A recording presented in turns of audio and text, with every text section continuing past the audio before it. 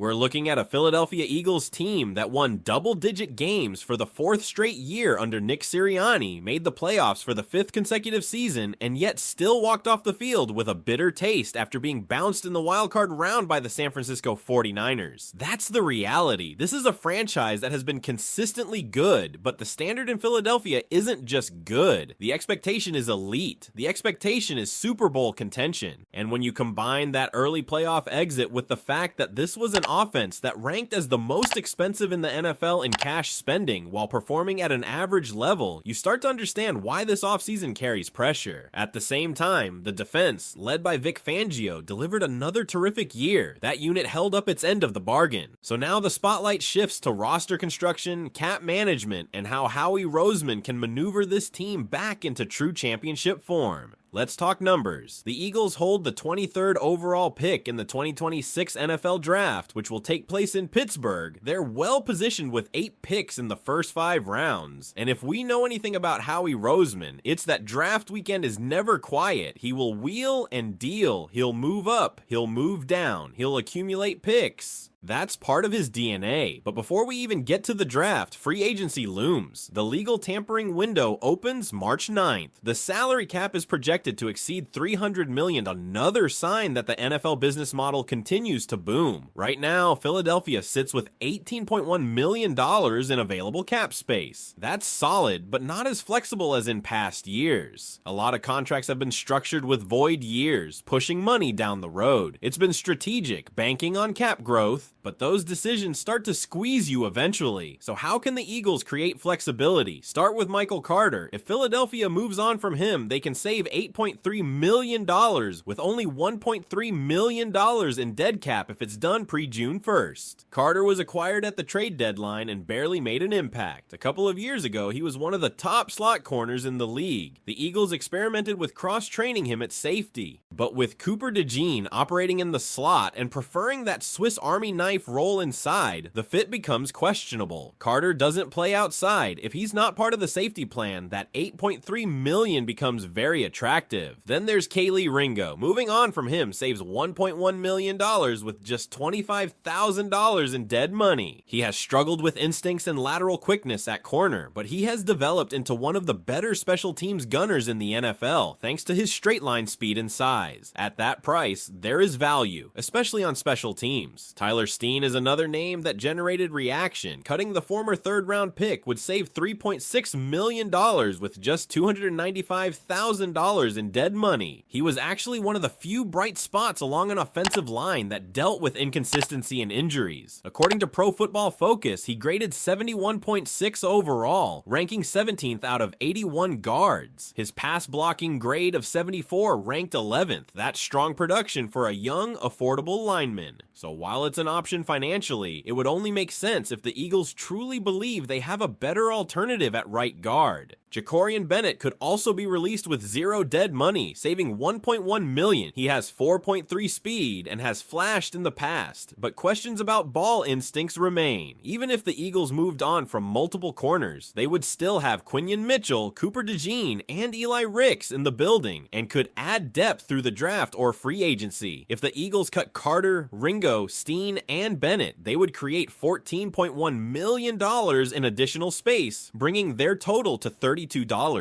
million, but that's not where it gets really interesting. The biggest potential cap swing comes from the defensive interior. Jordan Davis, the former 1st-round pick out of Georgia, has turned a corner. Early in his career, conditioning and stamina were legitimate concerns, but over the past 2 seasons, especially after improving his conditioning midway through last year, he elevated his game. In 2025, he posted a 72.6 overall PFF grade, ranking 23rd among 134 interior defensive linemen. His run defense grade of 71.6 ranked 11th, and he recorded 40 stops, 4th in the league. That's impact production. If the Eagles extend Davis this offseason, they could save up to $9.3 million in cap space. Combine that with previous moves, and Philadelphia could be looking at roughly $41.5 million in available cap, vaulting from 18th to 11th in the league in cap space. An early extension might land around 4 years. $82 million, averaging just just over $20 million annually. Whether the Eagles would go that high is another conversation. His fifth-year option for 2026 is already guaranteed at $13 million, but if you believe he's ascending and a foundational piece, locking him in early could be wise. Then there's Jalen Carter. Entering year 4, he's projected to command a massive extension, potentially between $120 and $140 million over 4 years, averaging north of $30 million annually. The defensive tackle market has exploded. Chris Jones leads at $31.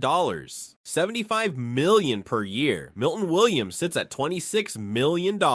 There is no scenario where Carter's camp settles below that tier if he returns to peak form. In 2025, Carter dealt with shoulder injuries and saw his overall PFF grade dip to 60.1, but his pass rush grade remained elite at 78.8, ranking 9th. He still generated 41 pressures and 6 pass breakups at the line of scrimmage, second among interior linemen. The talent is undeniable. The questions revolve around durability and long-term risk. Howie Roseman has historically preferred early extensions, but do you extend Carter now at $30+ million per year? Or do you wait, risk the price climbing even higher, but gain more certainty? These are the types of decisions that define championship windows: cap flexibility, extension timing, knowing when to move on and when to double down on your core. So here's the question for you. If you're in Howie Roseman's seat, do you prioritize extending Jordan Davis now to create space and stability? Or do you push harder to lock in Jalen Carter first despite the financial risk? I want to hear what you think. And if you're really thinking about this from a front office perspective, this is where it becomes a chess match, not checkers. Because extending Jordan Davis and extending Jalen Carter are not just football decisions, they're financial timeline decisions that impact the next 3 to 5 years of this organization. Let's build on where we left off. If you extend Jordan Davis now, you likely structure the deal in a way that lowers his immediate cap hit. That gives you flexibility in 2026 free agency. It also rewards a player who has improved his conditioning, elevated his play, and become a leader in the locker room. He's 6'6", 340 pounds, and he's finally playing like a dominant interior force on early downs while giving you more juice as a pass rusher than he did early in his career. His 40 stops ranked 4th among interior defensive linemen. That's not accidental production. That's impact against the run, which still matters in January football. But then you look at Jalen Carter, and the ceiling is different. Carter is the disruptive force offense's game plan around. Even in a down year by his standards, he ranked 9th in pass rush grade among interior defensive linemen. He still produced 41 pressures despite missing time with shoulder injuries. He still batted down 6 passes at the line of scrimmage, second best at his position. He commands double teams. He gets held. He changes protection schemes. The risk, durability, and off-field history. The Eagles have to be confident those shoulder injuries aren't long-term red flags. They have to be confident that maturity concerns are behind him, because once you hand out a $30+ million per year contract, there is no easy exit. Now zoom out. The Eagles already have major financial commitments across the roster. This offense was the most expensive in the league in terms of cash spending and still performed at an average level. That cannot happen again. If you create $41,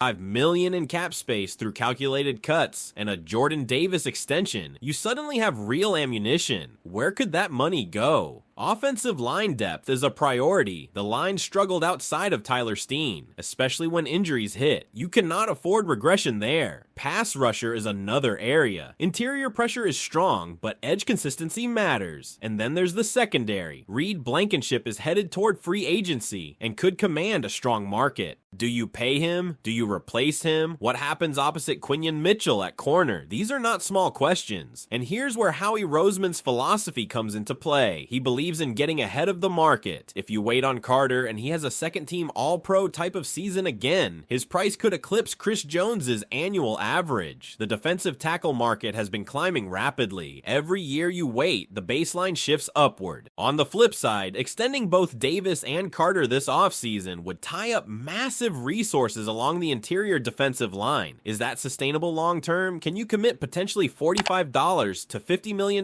per year combined to 2 defensive tackles tackles and still maintain balance across the roster. This is what makes this offseason fascinating. It's not about one splash signing. It's about strategic cap engineering. It's about deciding which core players define your championship window. The Eagles have been aggressive in the past. They've pushed money down the road. They've bet on cap growth. That strategy has worked, but eventually you have to recalibrate. The good news? The foundation is still strong. Double-digit wins 4 straight years. 5 consecutive playoff appearances. A defense that continues to produce. Young cornerstone pieces in place. And a general manager who has proven he can navigate these waters. But this is a pivotal moment. Do you reward the ascending leader in Jordan Davis now and gain flexibility? Do you go all in on Jalen Carter early before the market explodes further? Or do you stagger the extensions, protect yourself from risk, and maintain optionality? These are the types of decisions that separate sustained contenders from teams that peak and fade. Because once you understand how much space the Eagles can realistically create, the next layer of this conversation becomes very real.